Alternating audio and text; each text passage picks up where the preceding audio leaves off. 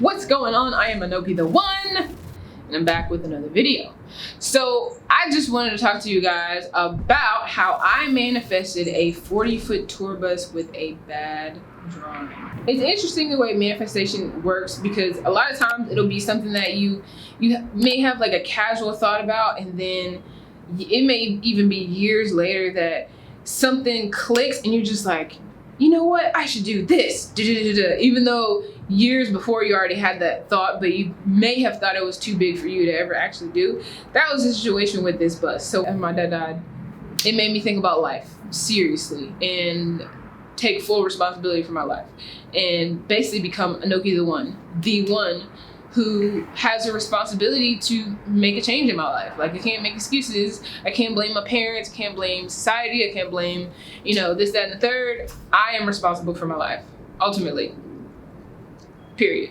When I was 18, I wanted to be every and anything. First, I wanted to be a chef. Then I wanted to be a hairstylist. And I was trying to do things that were logical and stuff that I could go to school for and stuff that I thought would make sense and make me a lot of money, like most people try to get their kids to do. After doing that for a while, I finally realized after introspection that I just want to be an artist. And I sat at my mom's kitchen table and I was like, I figured it out, Mom. I have figured it out. I want to travel the country in some type of vehicle and just be an artist. I don't want to have to worry about a job. I don't want to have to worry about money. I don't want to have to worry about anything. That's my dream. And she was like, okay, all right. So how are you gonna pay for gas? How are you gonna pay for the vehicle? How are you gonna pay for food if you don't want to worry about money? How is that gonna work out? So I was just like, point taken. It's a good question. It's a good question. I hadn't thought that part through. So that made me think about, like, that could have crushed my dreams, crushed other people's dreams because they can't figure it. They're like, okay, I don't know, forget it. Maybe I should just be whatever else. So for me, that made me think, I'm not asking enough questions, because at that time I became very, very curious, very introspective, very much learning myself. And I stumbled upon a book. It was tattered and there was no cover on it. And it turns out that book was Think and Grow Rich. And Think and Grow Rich is a mind-blowing book. It's very mind-blowing. I basically put that dream in the back of my head, and I started to focus on developing that skill, developing that mindset, and understanding, entrepreneurship and all this other stuff. Just preparing myself for wealth and abundance. And so I was in school, and I had a business plan idea, and I was reading a book, and it sparked the idea to have this idea that I had created of having like a tour, basically a studio where people can come in, membership basis, and I can teach music production, songwriting, home recording, which is what I do now. But I got the idea to put it on a bus, because before that idea I thought would have cost millions of dollars to have this big facility to do everything that I wanted, and I would have to have all these investors and all this other stuff. That's a whole other journey. But I thought that it would be less expensive if I could just get a bus. That's more realistic, right? So I went on a journey, an obsessive journey. But because I have been studying the law of attraction, I've been studying manifestation a lot, I first started with the manifestation, and I drew exactly how I wanted the bus to be. So I had never been on a tour bus. And so I drew, the little triangle representing the bus. And then I put, okay, this is the front area. I'm going to have a couch that turns into a bed right here in the middle. I'll probably have like a bathroom, some kind of room right there in the middle. And this was before this big tiny house movement. There's nobody on YouTube or anything that I had seen that had converted a bus into a house like you see all the time now. So I don't know if it's like a millennial thing, if I'm just like in the vibes with the millennials or the universe or whatever, but I feel like a lot of people were thinking this at the same time. So then I was like, in the back, I'm gonna have like a room, it'll be a bed and all this other stuff. And I drew that out. And I would look at it like every day. And whenever I would drive around, I'd look for buses. And I'd go on Craigslist, look for buses. Just scouring the internet trying to find buses, driving around trying to find buses. And it's just kind of like when you're like, oh, I want a Jeep. And then you start seeing Jeeps everywhere. That's how it was. And so it took 2 months, which is crazy. And in the process, I read some books, because once you set an intention, then you have to become the person that matches what you are getting, right? And so within 2 months, I became that person. And I wouldn't say 2 months, really it's 5 years, because it took me 5 years to get to the point where I came up with a plan, had the belief, and understood manifestation enough to set the intention very powerfully, and then know, okay, now I need to read books, I need to educate myself, I need to build myself into the person who can acquire this bus. So I read a book on credit, entire book on credit, raised my credit 100 points in a month and a half. And in the book, it talks about getting a bank account with the credit union, and that's what I did. And that's how I was able to raise it so quickly. Then I read a book about negotiation, because I know I needed to negotiate whatever price it was, because buses are not cheap. In my mind, they weren't cheap. And like just looking and watching a lot of videos on buses and stuff like that. And so finally, there were 2 buses, and I set an intention. I was like, I want to have it by my birthday, 23rd birthday.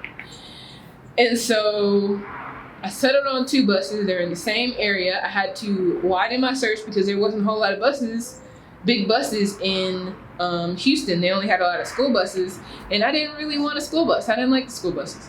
And I saw the bus. I knew the moment I saw that bus, the picture of the bus, I knew it was mine. I knew it was it. I knew it was the bus. But I also went there and saw another bus that was a school bus that was already converted. So I was gonna go down there and look at both the buses. And it just so happens that we didn't go to the first bus. That's a whole nother story that is very interesting and funny. But we ended up getting there at night. It was this is what I did on my birthday. This is literally what I did on my 23rd birthday. And my mom, we both crazy, and we went out there together. Because by that time I had like a crazy faith, and it's just like, it's gonna happen. Nobody's gonna tell me it's not gonna happen. So by that time she had joined the craziness crew. And so we're driving. By that time it's nighttime. We get there at night, and the guy is looking at us crazy. He's just like, what are you 2 black women doing out here trying to buy a bus? Of course he didn't say that, but the look on his face, he's like, what? I'm expecting some guys to come behind you or something like that. But yeah, it was just us. So he walks us around the bus. He's like, this bus is amazing. It's a really good bus. And like fit for a rock star. We get on the bus. The first thing he shows us, like he walks us through, there's a couch. All right? You remember what I said on the drawing? There's a couch in the front area. There's this room. It was empty. I was like, what did I use this for? It was like, I don't know. And I was just like, that's where the bathroom is, duh. Then there's this back area, just empty, had a little desk in the back. But I was like, this is where I would put my bed and stuff. It's literally exactly the way I drew it. Precisely. Then he was like, wait, I want to show you one more thing. This couch, it turns into a bed. What? I literally wrote that on the paper, on the drawing. I said, couch turns into bed. I was just like, okay, this is it. This is the bus. I gotta figure out what I need to do to get the bus and make it happen. So I was like, I'm gonna get this bus next week. I don't know how, because I didn't even have the money then, but I had the faith. So I think within a week, I got my tax return, I got my financial aid refund, and because I have been building my credit with the bank, it was good lump sum of money into the bank account, and I went there, and in the book that I was reading, I think it was another book about financial literacy that talked about how to talk with banks and get loans and stuff like that. And I think it was a credit book, because I had built a relationship with the people at the bank, and I went to get a personal loan, which is not easy to get. So went back and forth for a while, and I told them what I wanted to do, and the guy who was working with me really fought hard for me to get it. And so they gave me the loan. But the loan wasn't even enough for what he was trying to sell it to me for. He was trying to sell it to me for $15,000. And he had given me enough information to let me know that I could negotiate this price. So I negotiated, went back and forth, played the game, you know what I'm saying? Because I had educated myself. I understood how to negotiate, which is a very powerful tool. And I was able to negotiate the bus from $15,000 to $5,000. I negotiated $10,000 off that bad boy. And he also had ads on Craigslist for $25,000. So I'm like, okay, he's constantly going down. That's another thing. So obviously he's ready to get this thing off his hands. So I'll just take it off your hands. So that's what I did. And so the very next week, got my money order together, took off down the road, and we came back with what I have now, 1972 vintage Silver Eagle bus. And yeah, that was that manifestation journey. A lot of people don't understand what the journey looks like because people try to make it seem like magic, but it feels like magic in the moment. But it's just getting yourself to believe, your subconscious mind to believe in whatever it is you're trying to do enough for it to happen, to get the ball rolling. And then you have your guardian angels that start helping you. You get led to this thing, you get led to that thing, and it's just like boom, boom, boom, boom, boom. And it feels like magic because in a way it is. It feels so magical. When I was riding home with that bus and it was just smooth, it was a smooth ride. It was just like, this ain't real life. This ain't real. You know what I'm saying? So yeah, I've had a lot of those experiences. I'm probably gonna tell you a lot more of those experiences in later episodes. But thank you for watching. Like, subscribe, tell me some manifestation stories. I needed to tell y'all the manifestation story for my first car too, because I manifested that bad boy to the T too. So yes, tell me some manifestation stories, what you think about whatever I just said, and I will see you on the next video.